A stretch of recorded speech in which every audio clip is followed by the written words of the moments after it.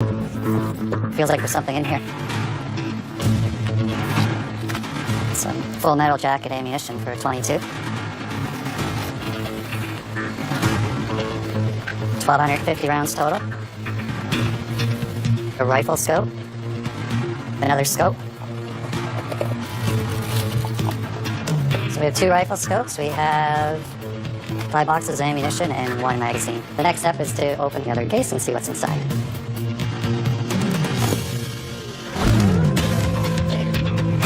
British Columbia shares 19 land crossings with the United States. What brings you to Canada? Any currency in excess of 10,000 Canadian dollars. At the Douglas Crossing near Vancouver. How long will you be in Canada? Like how long here? Probably 4 days. A family of Americans has been randomly selected for a secondary exam. They're coming to Surrey to visit one of their uncles. Have you all been to Canada before? I've been to Canada. I always do pocket exam first before I go out to the car. So get your purse just put up on the shelf here. Do you have anything at all in your pockets? Everything in this purse is yours, right? All right.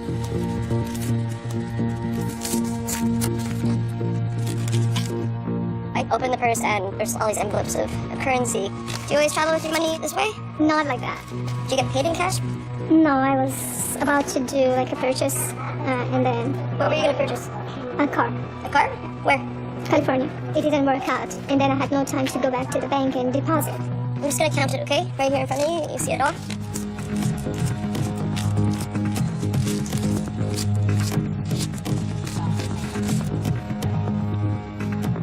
So how much do you have here? Around 12, For what? a grand. $12,000? You just forgot you had the money for it. No, The officer outside would have asked you about currency, right? What did you say to her when she asked that? she didn't ask me. Okay, so you didn't declare the money? No. Okay. She has to declare it, right? Everyone has to declare it, 10,000 or more. So what happens is when you don't declare it, you can seize it. As of right now, this is seized.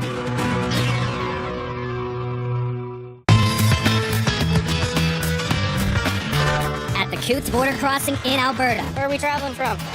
2 travelers from Colorado are heading to Alaska. How do you two know each other? This is my mother. What's taking you up to Alaska? I live up there. We moved last year, and this is the rest of the stuff. Your own personal belongings there that you're finally getting up to. And no new home is complete without some firepower. So you have declared some firearms, I see. Do you have the firearm phone there with you? Absolutely. We're gonna have a quick look through the vehicle as well as in the trailer. Okay. Okay, we're gonna head up to the next building there, bay door number 2. We'll open it up. Okay. Just pull in. Right off the bat, you can see the elk horns on top of the vehicle. Coming from Colorado, hunting state, gives you indications that there possibly could be some other firearms. Do you own any handguns, either of you? Yes, I also own a 22 that was left in Colorado with my father. That was the handgun? That was the 22 handgun. Okay, what about yourself? No, I think they're all in my husband's name. Okay, so no chance any of them are in this vehicle here at all? There is no chance.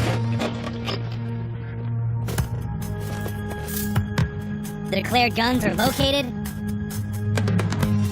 and cleared. But a new discovery has officers on alert. That's the case we're talking to.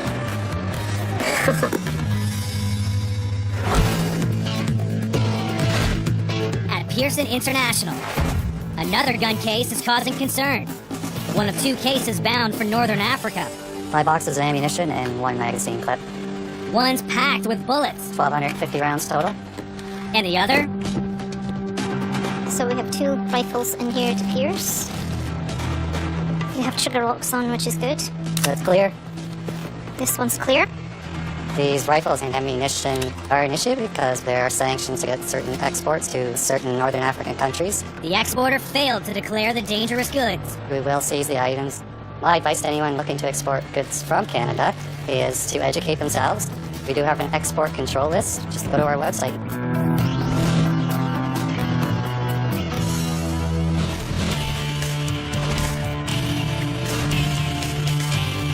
In the Maritimes, You landed him in Fortune? No, I landed in Lamaline. Lamaline. an American charter captain broke CBSA regulation when he left the French island of Saint-Pierre to drop off a passenger in Newfoundland. In Canada, the captain needs to take that passenger to the port of entry. And in this case, that would have been Fortune, Newfoundland. And he didn't. Why did you go to Lamaline versus Fortune in the Zodiac?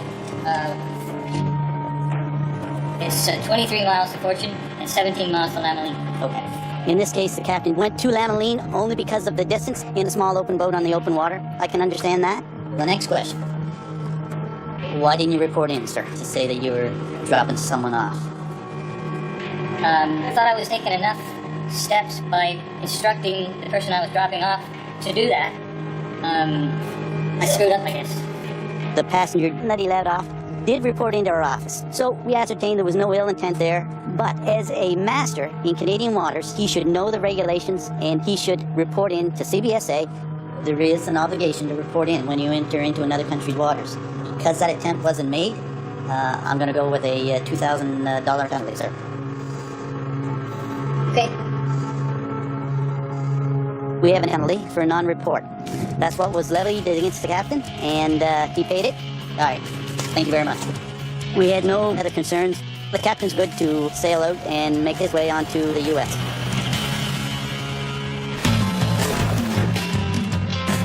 At the Vista Mail Center in Toronto, CBSA officers ensure the Canadian postal stream isn't compromised by smugglers. Looking for weapons, firearms, plant and animal products, as well as drugs. And they've got technology on their side. I'm seeing a parcel that's coming from Great Britain that's been declared as a DVD. The X-ray clearly shows that it's not a DVD inside.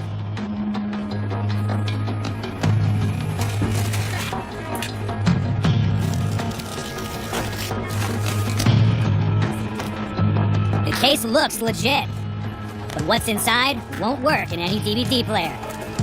Crystal white powder.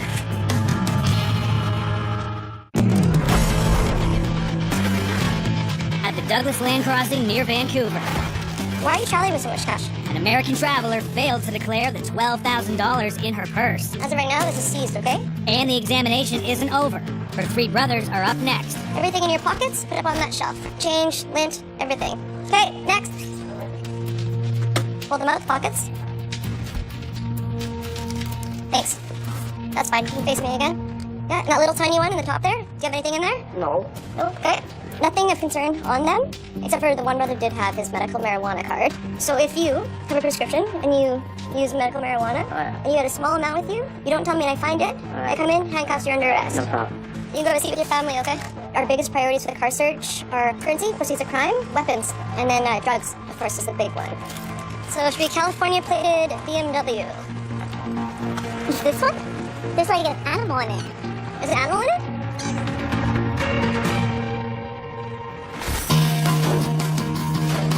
At Toronto's Pearson International Airport, Fight it. a detector dog leads officers to a traveler arriving from Ecuador. Good boy, Scotty. So according to this, you're declaring $800 worth of items. Yes. And then here you say you have some cheese. Yes. Okay. Any other food items? Any meat? There is a little bit of turkey that is being cooked Okay. that I was supposed to eat today.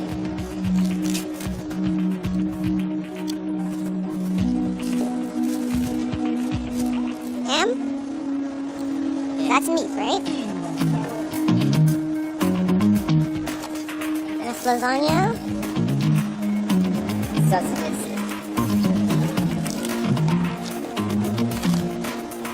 I think that's turkey. This one is, Might be something with beef, I think. Maybe. you don't know? Okay, so when you filled in this card and it said meat products, dairy products, fruits, vegetables, seeds, plants, you said cheese. Why did you not say that you had all the stuff? Like if I declare no, it's gonna be a long line that I have to wait. But you didn't know that you had meat when you filled in the card.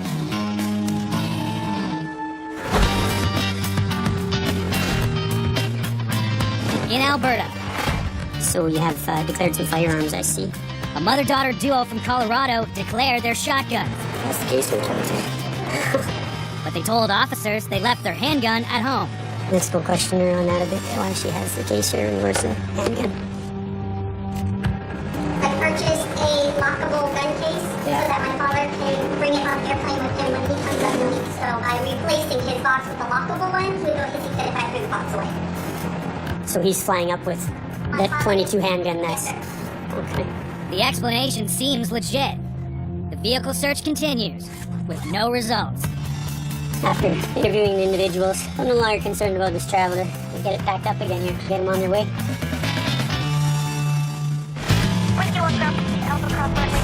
At the mail center in Toronto, It's just the case with something else inside it. an officer examines a DVD case from the UK. I just found a foil sealed baggie inside the DVD case that contains white crystalline powder. The officer performs a NIC test. I will start testing what I think it is, and we'll go with ketamine based upon where it's coming from, Great Britain. And I'll break the next ampule. Ketamine is a powerful anesthetic used as a party high and date rape drug. And what I'm supposed to get is a purple color. I got clearly blue. It's not ketamine. I'm gonna test for amphetamine.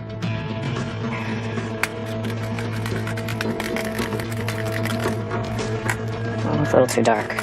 The tests I've conducted are inconclusive. The CBSA's mobile lab is already on site, and it comes with a forensic chemist. I've already done some testing on it, and they all came negative. So I was wondering if you guys could actually test this and tell me what it is.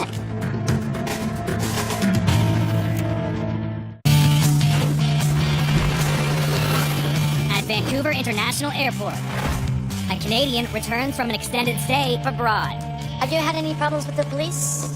Small police problem. He was previously convicted of assault. He was sentenced with a conditional discharge and probation. Did not follow the terms of his probation. A warrant was put out for his arrest. At this moment in time, I'm going to read something to you. I'm now placing you under arrest for an outstanding warrant, okay? Now that we have confirmed the warrant and given his rights and caution, allow him to contact the lawyer if he needs to do so. Spread your feet apart. Spread your arms apart. Okay. Hold behind your back. We're going to turn over custody to the RCMP, and they're going to transfer him over to the Vancouver City Police.